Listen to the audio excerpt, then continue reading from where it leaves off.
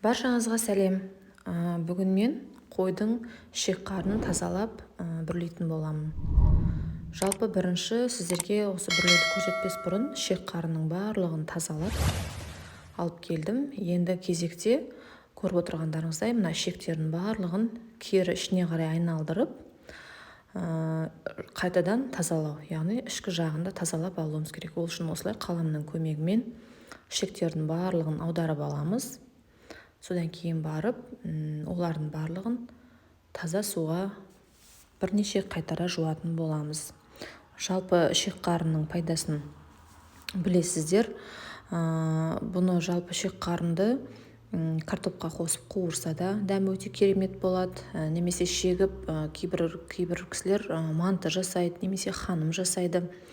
Немесе майдалап турап, жаңағы ыстық салатқа да қолдануға болады. Өте дәмді болады, оны өздеріңіз білесіздер. Сондықтан да ішек қарнды тастамай, осылай тап-таза етіп жуып, дәмді тағамдар жасауға қолдануларыңызға болады. Мінекей ішектердің барлығын айналдырып алғаннан кейін осылай өріп алғанды ұнатамын. Өйткені шұбатылып жүрмейді. Пісіріп алғанға да тиімді. Жалпы қалай қолдансаңыздар да осылай өріп алған өте тиімді.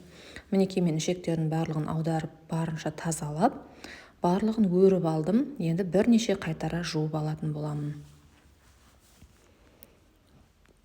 Енді кезекте осы ішектерді өріп жатқан кезде суды қайнатып қойған болатынмын. Осы қайнаған суға енді қарындарды тазалап бүрлеп алатын боламыз.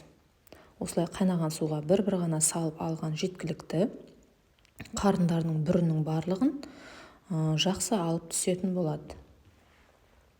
Жалпы кейбір кісілер жаңа кока-колаға немесе әкке салу арқылы тазалап алады екен. Маған ең оңайы осы қайнаған суға тез ғана салып алу арқылы. Мінекей ешқандай күштің, еш нәрсенің қажеті жоқ. Тек қана жеңіл алынады, пышақтың көмегімен осылай тез тазалап бүрлеп алатын боламыз. Мінекей көріп тұрғандарыңыздай әппақ болып бүрінің барлығы тез түсіп жатыр. Мынау 40 қат паршағы. Әрбір қат паршағын ашып тазалап аламыз. Одан кейін қарын. Көріп отырғандарыңыздай қарынды да осылай мінекей ыстық суға салғанның пайдасы өте тез жылдам тазаланып жатыр.